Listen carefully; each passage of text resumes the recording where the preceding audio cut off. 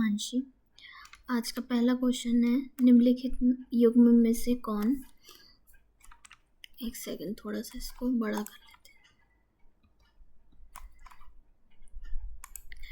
निम्नलिखित युग्म में से कौन सा सही सुमेलित नहीं है? चुनाव आयोग, अनुच्छेद 324, संघ लोक सेवा आयोग, अनुच्छेद 315, वित्त आयोग, अनुच्छेद 280, अनुसूचित जातियों हेतु राष्ट्रीय आयोग, अनुच्छेद 336A। तो इसमें से कौन सा सही नहीं है? तो 43 का डी सही नहीं है। अनुच्छेद 336A, अनुसूचित जातियों हेतु राष्ट्रीय आयोग।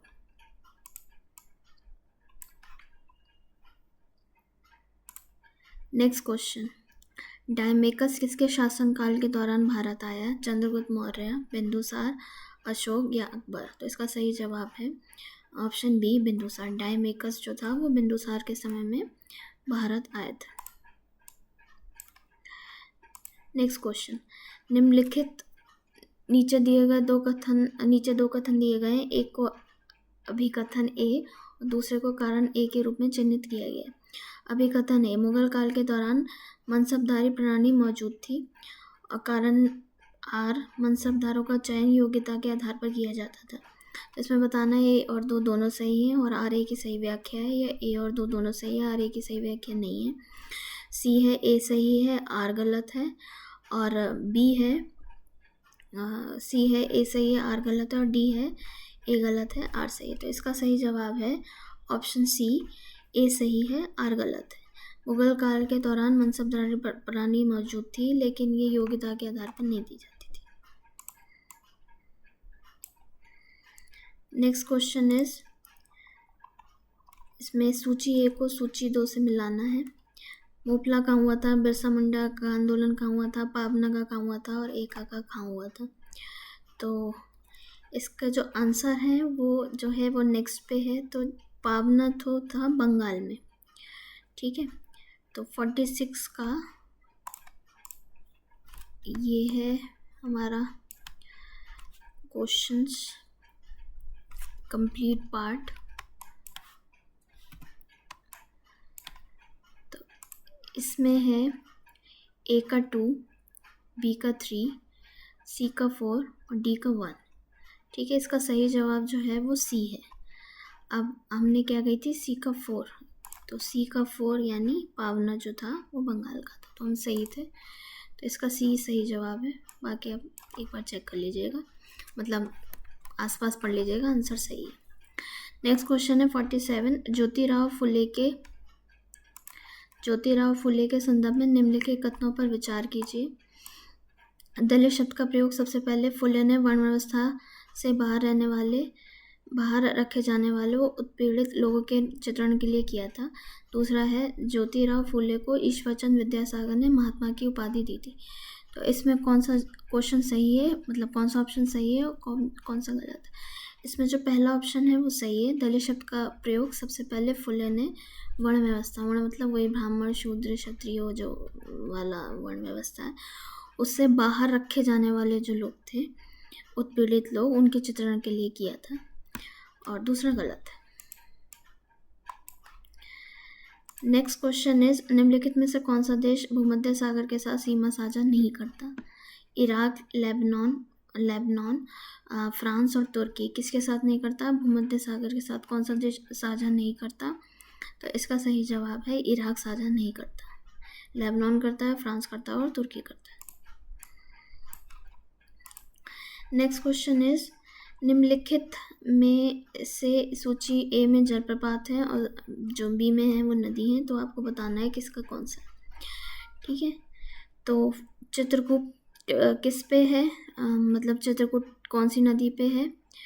तो इसका है चित्रकूट जो है वो है इंद्रावती नदी पे। ओके।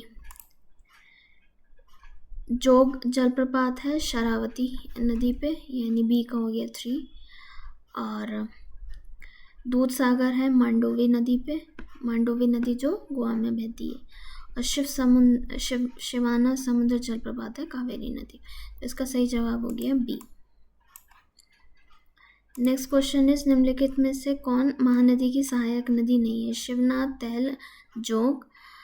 नीचे दिए गए ऑप्शंस में से आपको बताना है कि बी ए केवल 2 और बी 1 2, सी 2 3 और या डी 1 2 3 दोनों। कौन महानदी की सहायक नदी नहीं है? तो नहीं है में आपके पास न शिवनाथ है, न तेल है, न जोंक है। तीनों में से कोई महानदी की सहायक नदी नहीं है। नेक्स्ट क्वेश्चन इज सूर्यतापी प्रजाति के पौधे जिन्हें तीव्र प्रकाश की आवश्यकता होती है कहलाते हैं छायाप्रिय पौधे, सूर्यानुवर्तन पौधे, गुरुत्ना। थोड़ा सा जूम कर लेते हैं, एक सेकेंड।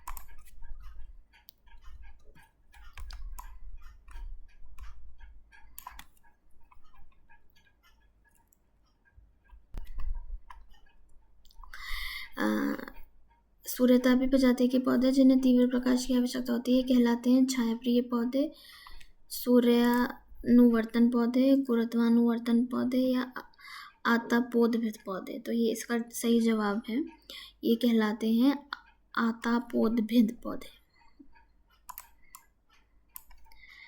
नेक्स्ट क्वेश्चन इज निम्नलिखित में से कौन सा विश्व वेटलैंड दिवस जो 2 फरवरी को होता है वेटलैंड के लिए मनाया जाता है?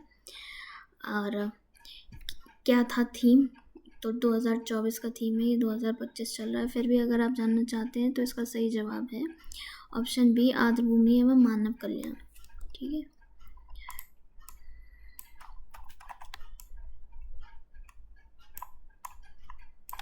नेक्स्ट क्वेश्चन इज टिंडल प्रभाव के संदर्भ में निम्नलिखित कथनों पर विचार कीजिए। ये प्रभाव सभी कोलाइडे विलयनों और कुछ अति सूक्ष्म निलंबों द्वारा प्रदर्शित किया जाता है।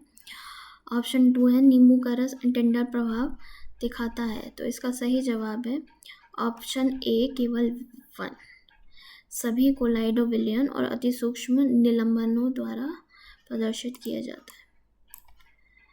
नेक्स्ट क्वेश्चन इज निम्नलिखित में से किस विटामिन को कोबाल्ट किस विटामिन में कोबाल्ट उपस्थित होता है? तो इसका सही जवाब है विटामिन B12 में कोबाल्ट होता है। ठीक है, कैप्सूल भी खाए जाते हैं इसके। नेक्स्ट क्वेश्चन इज प्रकाश संश्लेषण के दौरान निम्नलिखित में से कौन सा रंग पौधों द्वारा तरंग दैर्ध्य की दृष्टि सीमा से दृढ़ता से अवशोषित किया जाता है? बैंगनी, नारंगी, पीला, लाल, बैंगनी, नीला, इंडिगो, हरा, पीला या नीला, लाल और पीला। तो इसका सही जवाब है लाल, बैंगनी और नीला।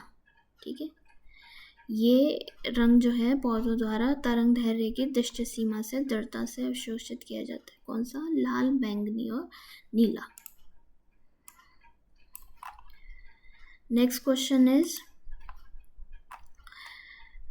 ये इसमें सूची 1 और सूची 2 को मिलाना है। इधर पंचवर्षीय योजना है और इधर उनमें क्या मेन काम किया गया वो है।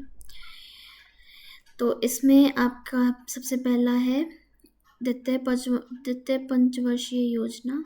तो इसमें किया गया था औद्योगिक विकास। तो इसका हो जाएगा 1 का 4। ठीक है। 7वीं पंचवर्षीय योजना में क्या किया था? सार्वजनिक क्षेत्र पर निजी क्षेत्र को प्राथमिकता दी गई। ठीक है, निजी मतलब प्राइवेट सेक्टर को, सार्वजनिक क्षेत्र मतलब पब्लिक सेक्टर पर प्राथमिकता दी गई। किसमें? 7वीं पंचवर्षीय योजना में। द्वितीय पंचवर्षीय योजना में अभी हमने क्या देखा? औद्योगिक विकास के उद्योग लगेंगे और विकास होगा ये सब। ओके, 6ठी पंचवर्षीय योजना मतलब आर्थिक उदारीकरण और 8वीं पंचवर्षीय योजना मतलब भारत की नई आर्थिक नीति। ठीक है, तो इसका सही जवाब है सी। नेक्स्ट क्वेश्चन इज और आज का लास्ट क्वेश्चन इज भारत की जनगणना के 2011 के अनुसार महिलाओं और बच्चों की भागीदारी क्या है?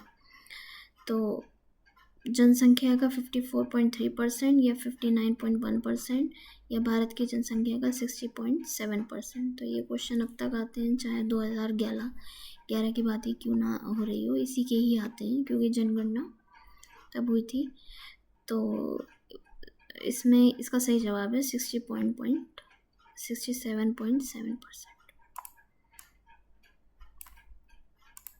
Thank you, bye.